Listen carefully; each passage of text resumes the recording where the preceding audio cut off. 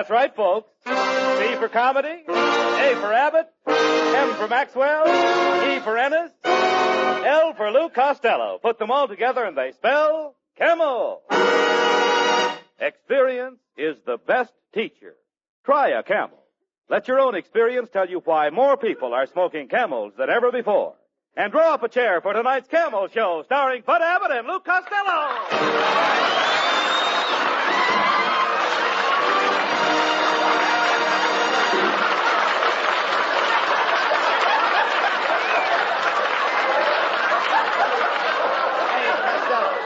Hey, Costello. Costello, come over here. Hey, by the way, what were you doing at Universal International Studios this morning? Oh, I had to take my pet flies over there. You took flies to a picture studio? What for? To get them a screen test. You idiot. Who was that redheaded... Hey, Lou. Who was that redheaded girl that was with you? Oh, she's been chasing after me for years, Abbott. I call her Pilot Light. Pilot Light? Yeah, she's an old flame that stayed lit. But she's a lovely girl, Abbott. She's very social. Does she have good connections, Lou? I beg your pardon? Does she have good connections? Well, she never fell apart while I was with her. No. I'm talking about her connections. Her associates. Does she belong to the Junior League? Belong to the Junior League? No, she belongs to the Coast League. She used to pitch for the San Francisco Seals. Costello, I'm talking about the Junior League. Society. Has she come out yet? Has she made her debut? Her what? Her debut? Oh, sure. Every time she comes out, debut. Debut, all right. They say, boo! All Get right, in the house! all right. Hey, but she's very high-tone, Abbott. What do you mean? She was born in the south of England. Oh, I see. Her family came from Wales. Her family came from Wales? Yes. I thought her conversation sounded a little fishy. Oh, talk sense, please. Wales is part of England. That means they're English people. Now, what does her father do, Lou? He's got a big diplomatic job with a bakery. A diplomatic job in a bakery? Yeah, in Helm's Bakery. He's a British advisor to the English crumpets. All right. Forget about her father. What does she do? What does she do? Yes. Well, she weighs 250 pounds, and she's got a big job as a sandhog. Now, how could a woman be a sandhog? She sits around the beach all day and hogs the sand. Sounds like quite a family. Are they wealthy? Wealthy? Abbott, they got a chateau in France, a villa in Switzerland, a castle in Spain, and a hacienda in Mexico. Where do they live? In a Quonset hut in Glendale. Costello, you're wasting your time with these people. Why don't you get yourself a good job? I had a good job once, Abbott. I worked for a foot doctor. I used to put bird seed in people's shoes. Bird seed in people's shoes? Sure, that keeps their pigeon toes away from their corn. Costello, please.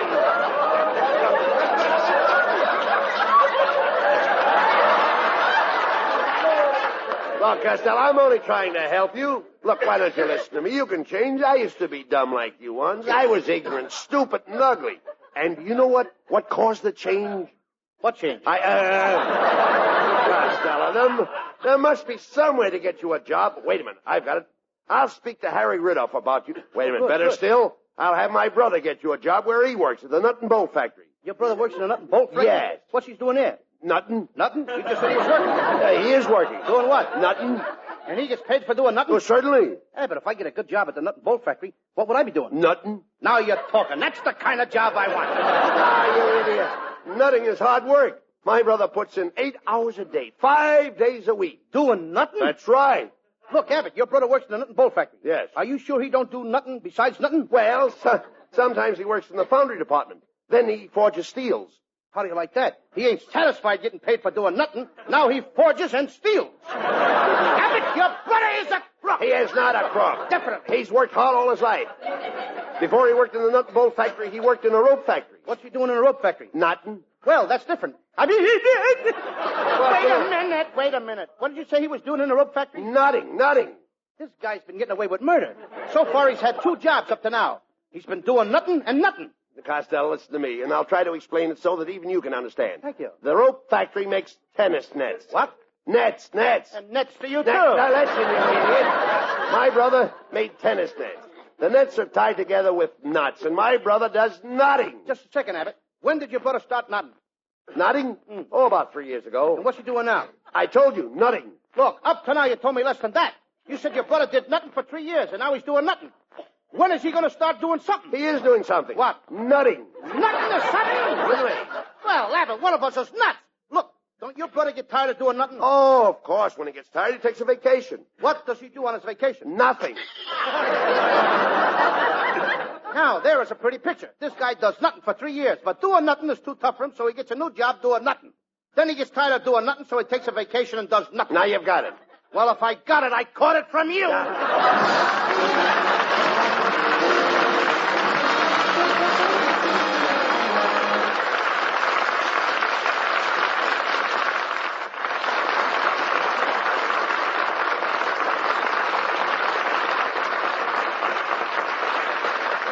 Costello, it's time for you to start thinking of the future. Why don't you get a good job? Be industrious. Keep your nose to the grindstone. Save your money, and in 10 years you can retire, and you won't have to work, Lou. Why should I go through all that? I'm not working now. I don't believe you ever had a job. Oh, guys, it's not going to work, Abbott. All you got to do is go on one of those quiz programs. The other night, my Aunt May won $9,000 in cash, a refrigerator, 2 washing machines, and a brand new house. Well, that's wonderful. Yeah, and she was one of the losers. Costello, please. Aren't you interested in bettering yourself? Why don't you find an honest job? What, and quit radio? I don't. Why don't you look at the ads in the paper and find a job for yourself? Oh, I got a job all picked out, Abbott. You have? I saw an ad in the funny papers. It said sell 24 bottles of cheap schmoes spot remover and get a magic lantern free. I can also win the $500 grand prize by selling 175 million bottles. Oh, Costello, there are only 130 million people in the United States. So what? I got friends in Mexico. Well, now wait a minute. Selling spot remover is better than doing nothing at all. Come on, let's go over and see this chief schmo.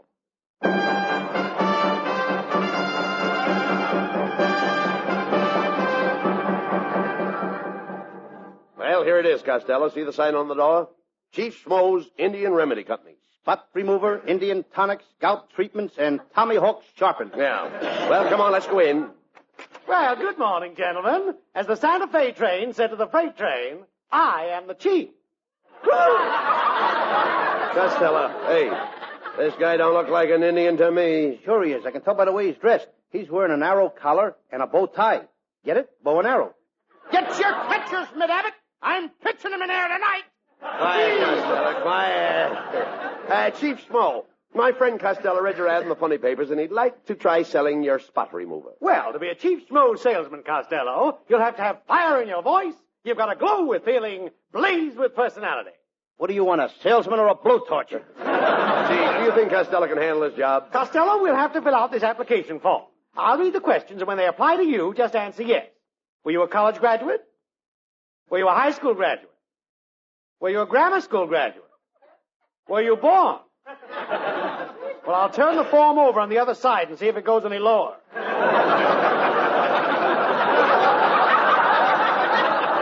Costello, our personnel is highly restricted, specially selected. We demand the highest qualification. What makes you think you can be a cheap schmo salesman? When I saw your ad in the funny papers. Oh, good. For a while, I didn't think you had the qualification. Now, before you go out to sell cheap schmo's spot remover, I want to give you a few pointers about being a door-to-door salesman. I don't want to be a door salesman. Who wants to sell doors? I want to sell spot remover. No, young man, when I say you sell door-to-door, I don't mean you sell doors. I mean that you sell spot remover, even though you're selling door-to-door. How do you like that? Now the Indians are doing our routine.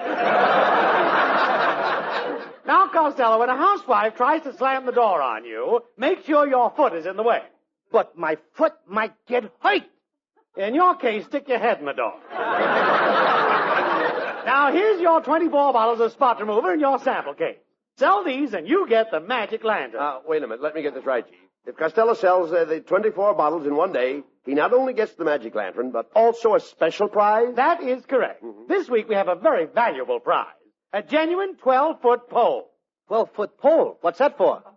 That's for girls you can't touch with a 10-foot pole. Now get going and sell that spot remover. Hey, Costello.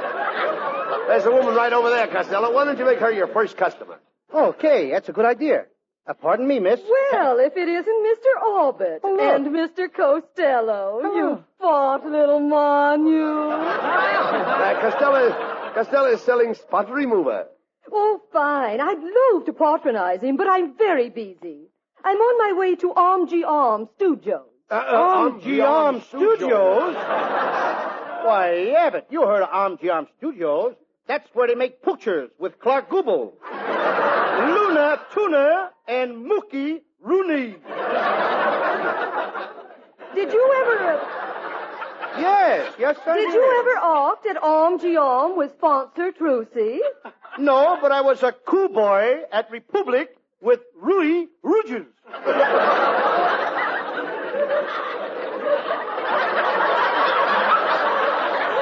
Well, I must be toddling along. As we say in Norwegian, Arvad arvuste drubelgumka nakiska to you? And a wad of busted bubble gum and a kisser to you, too. Hiya, fellas. Well, it's Skinny Ernest. Hey, Skinny, Costello's selling spot remover. Would you like to buy some? No, thanks. I don't need any. Oh, you don't, eh? You certainly do. Look at the stains on your necktie. I can tell everything you had for lunch. Shrimp, clam chowder, lamb chops, and coffee. Why, there's only one clean spot on your whole necktie. I know. I'm saving that for dessert. Never mind him, Costello. Hey, look. Here comes Marilyn Maxwell. Oh, Louis, the most wonderful thing has happened. I've just been chosen California's Queen of the Orange Groves. Marilyn, can I be your smudge pot? Oh, Louis, you're so cute. Marilyn, can I come over to your house tonight? Not tonight, Louis. I'm washing my dog. How about tomorrow night? Well, tomorrow night I'm taking my dog to the dog show. How about Saturday night? Saturday night I'm busy. What's your dog doing?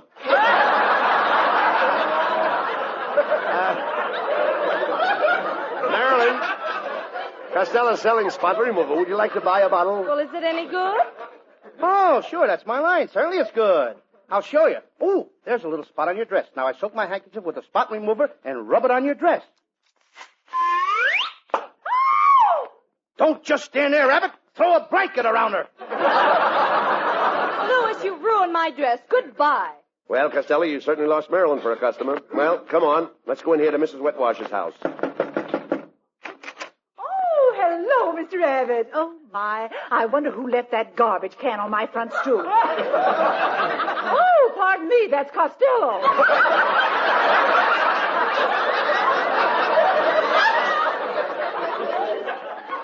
Oh, Mrs. Wetwash, we don't want to bother you if you have company. Company? Well, I'm here all alone. Then who are those two people looking over your shoulder?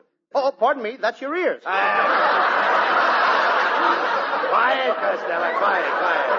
Mrs. Wetwash, Costello's selling spot remover. What? What is that? He's selling spot remover. Selling it? He Yeah. ought to drink some of it. Drink spot remover? Spot remover? Oh, I thought you said pot remover.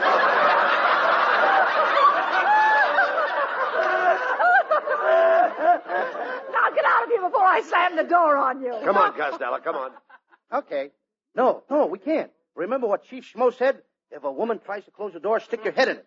Go ahead, slam the door, Mrs. Wetwash. All right. Mrs. Wetwash, you've slammed the door on Costello's head. Oh, you poor little man. I'll buy all your spot remover, every bottle. I'll stroke your head until the swelling goes down, and then I'll put my arms around you, cuddle you close to me, and I'll kiss you and kiss you and kiss you and kiss you. Costello, can you hear me? Yeah, slam the door on my head again.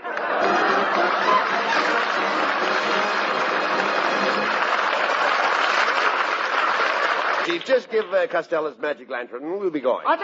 Not so fast, boys. By selling that spot remover, Costello was only qualified for the magic lantern. Now all he has to do is help me sell 980 bottles of Schmo's Indian water. I can sell anything. I even sold insurance. I sold Lana Turner some sweater insurance. I sold Dorothy Lamore some sarong insurance. I even sold Gypsy Rose Lee insurance, too. Wait a minute. What did Gypsy Rose Lee have insured? These Indians lead sheltered lives, don't they? She took full coverage. Wait a minute. Why should this boy have to sell 980 bottles of Schmo's Indian water? Chief, this sounds like a shady deal. Mr. Abbott, there's $50 in it for you if you can get Costello to help me. Oh, that's different. Costello, I think it's a splendid idea. Wait a minute, Now, Abbott. down, now. Wait a minute. You just said it was a shady deal. The smog cleared up pretty fast, didn't it? Chief, what does this Indian water do? Schmo's Indian water is the elixir of youth. It takes years off your life. Why, Al Jolson took 1 teaspoonful, and do you know what happened? Larry Parks. Here, come with me. Come into the laboratory and meet the Indians who make Schmo's Indian water. This is our head chemist. Me, Big Brave. We're Abbott and Costello. You ever listen to our radio program? Me not that brave. Mr. Brave, I dabble in chemistry myself. Listen to this. H2O2S3. What's that? Ethyl alcohol. Then there's H1SSO5. What's that? Ethyl chloride. Then there's HI2183. What's that? Ethel Schultz. That's her phone number.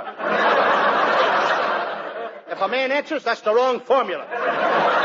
Now, this is where we make the famous Schmoes Indian water that brings back youth. This big Indian fills that pot with herbs. His squaw stirs the mixture all day long. And at night, when it's finished, elixir. Elixir? Elixir? Now, there's gratitude for you. The poor squaw sits all day over a hot fire stirring that pot. Then at night, this Indian comes along and gives her a beating. What are you talking about?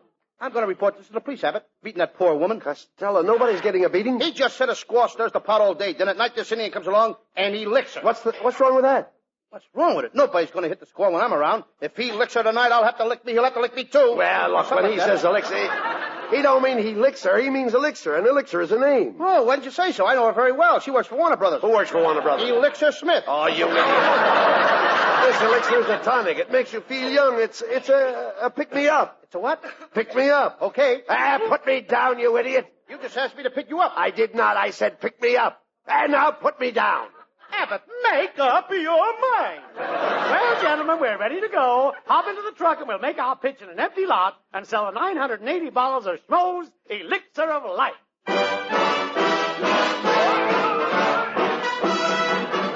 Hey, Costello, look at that crowd of people coming to buy Chief Schmoes Elixir of Youth. Go ahead and make your pick.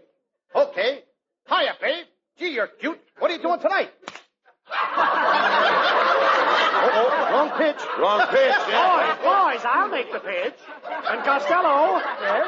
Costello, you sell the medicine. And remember, back up everything I say. Yes, remember that, Costello. Anything the chief says, you back him up. I get it. Friends, I am Chief Schmoe. Anyone that drinks Schmoes Indian water can be young forever. It takes years off your life. Look at me. I am 239 years old. I've been drinking this water since I was a young man. I've worn out 4 Schaefer lifetime pens. Look at me.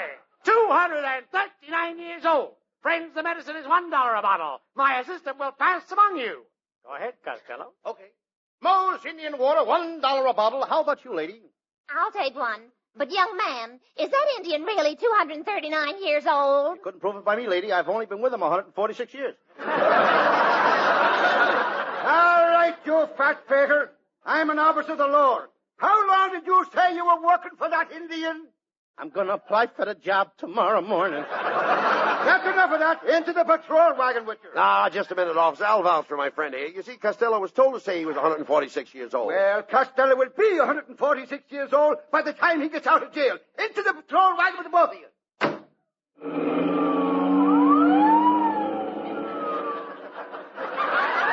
Well, Costello, you certainly got us in a fine mess this time. Don't bawl me out, Abbott. I've been through too much already. I'm tired and I'm thirsty. Thirsty? I know. I'll drink a couple of bottles of Chief Schmoes Elixir of Youth. Costello. Costello. Don't drink that junk. That stuff is a... Costello, where are you? Yeah, I guess Abbott right But Costello, I don't see you. All I see is a fat little boy. here. Abbott, that stuff works. The fat little boy is me. Costello, this is wonderful. They can't prosecute a child. When we get to the station house, I'll jump out of the patrol wagon and run. Then you turn, when I turn you loose, you come right home, do you hear? Bye-bye, Abbott. All right, you crooks, come out of that wagon. There ain't no crooks in here, Mr. Policeman. Only without me. You! How many times have I told you kids not to hitch rides on the patrol wagon? Don't you know it's wrong to do a thing like that? Why? Why do you always do these things? Oh, I'm a bad boy!